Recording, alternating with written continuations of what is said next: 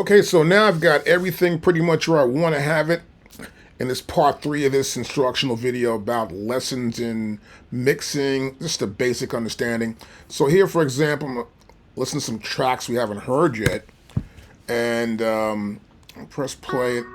This one sounds right. This sound right here. Now this sound I thought was cool. It could stay where it's at. There's no need to have to do too much to it. It just pops out and beeps in, and it sustains there. So one more track I've got here. This track right here. Now this track I added an enhancer to as well. A little EQ on top of this. I got some more refreshing the mids. So I got some more of an EQ in here where I'm refreshing the mids. This is the enhancer. I like to use this now and then to get certain elements of the mids, the highs, and the lows out. I got another sound right here. Now this sound appears twice. This is the bassy part of this sound right here. Now I realize I have to actually keep this. I realize I need to probably keep it because it's more of a bassy part of the PM. There are two of these actually. There's this one here, and the other one I believe is right here.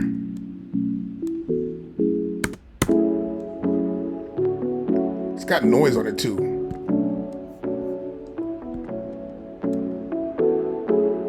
So it's noise off the reverb coming into the sound, which I don't particularly like, but this is how it was given to us. So we're just going to sort of take it. We don't want the noise to make taps inside the mix. And we're going to pull this one up here as well, the darker one.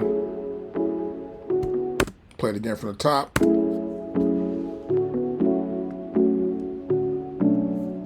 I'll bring this one down a little bit more. I pan a little bit to the left. This one's to the right a little bit. Let me force this a little more in the center. Closer to the center at least. Okay, that's that. We'll turn that off. I got another sound right here from the top.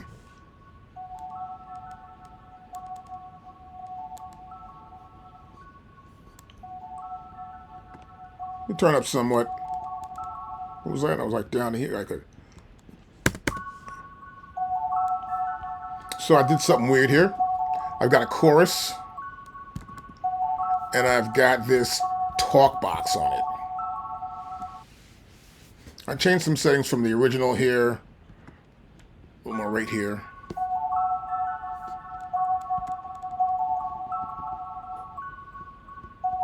My LFO. And then we got this going on right here with our multi-chorus. So let's close this out. Let's hear how it sounds without it.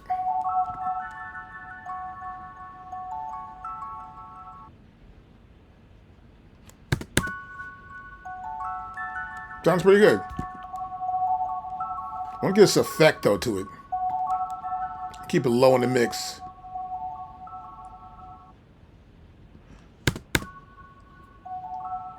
I want to hear the striking of the keys.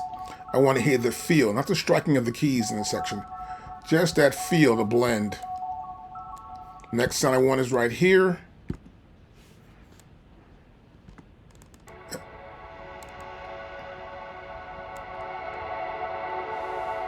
Now this sound gives us some sort of background effect to the overall mix. It's like this spatial thing that creates this air under the entire track. And what I want to do with this, of course, is to add some sort of airy sound. So what I do, I come here with a differential delay right here. Eighth note. Pretty wide. In the mix. Low cut, high damp. Some feedback, not much. I want to give that spatial feel to it. So without this, let's cut this off. That's how it sounds without it. With it,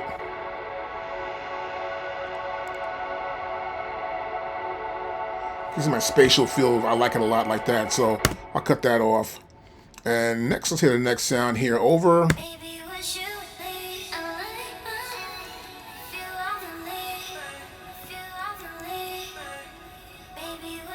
the vocal hook. So I'm using a doubler here. I'm using the vocal doubler. Got a lead vocal here. We're doubling it. We got 4 voices running here. And our spread is right here, pretty wide. It's our rate and the timing for this. So I did this because I wanted to have this feel, this vocal like this in the mix. And we'll hear the mix in a second. There isn't much else going on here. Oh yeah, okay. You heard that already. And one more sound I want to listen to, which is the bass. Let's turn up some.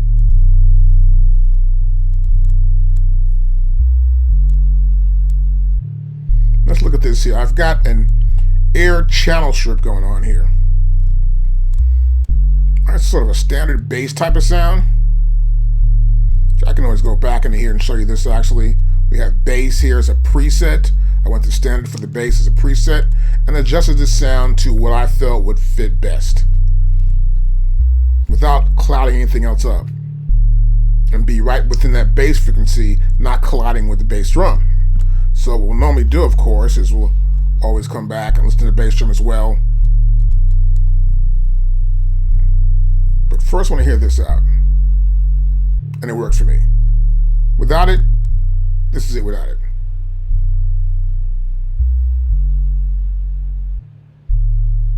A little lower, a little bit looser.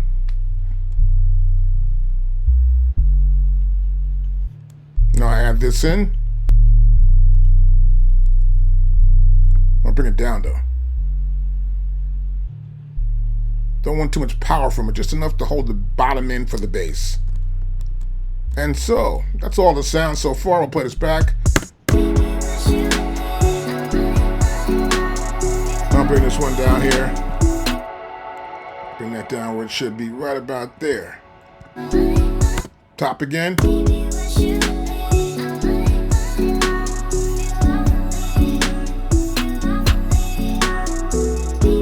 Just get my percussion elements down somewhat.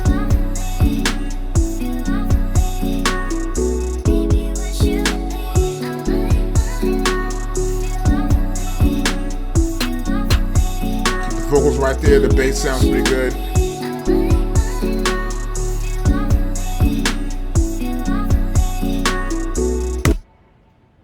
And that's my mix. But I want to do one more thing. I want to widen it up a little bit, probably get some more feel. I want to look now at the output. So I'm going to play it back.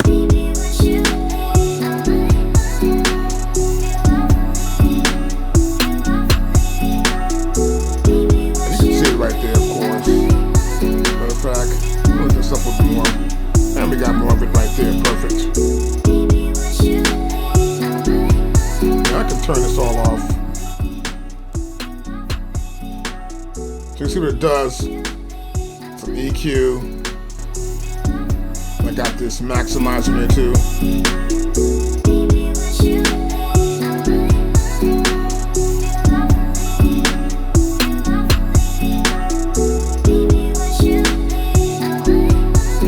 Bass there.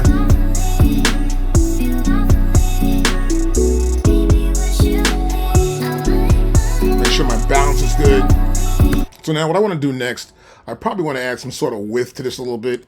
A little something funky here. So I'm going to come here on my master fader. I'm going to go to modulation. And I want to look at the Air Music Technology. I want to get this right here. And this is known as a stereo width plugin, right? I want to add some width to this a little bit more. So I'm going to hear this back. I'll pull it out. A little wider.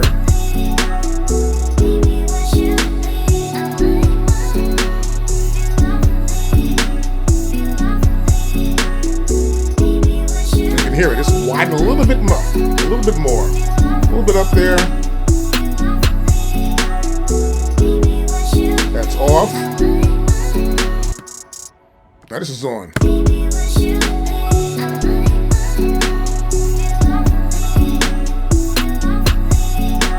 Now a lot of of reverb that's on that vocal, I have no control over that. That's a sample. So some elements here I have no control over. But I try to compensate for that by not touching those elements that have too much reverb and just sort of like double it up a little bit so I can at least hear it properly and pull it down the mix. And pretty much, this is the basic mix. Now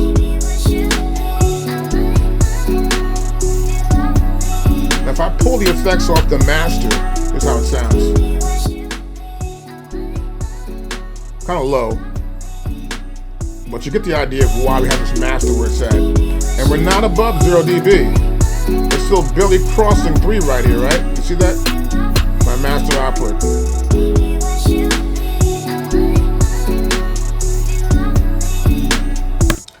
That's it.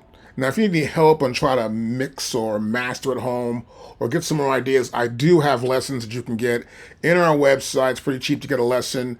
We'll do a Zoom lesson. I'll pull the files up like this either way. I also do the same thing with any physical MPC, right?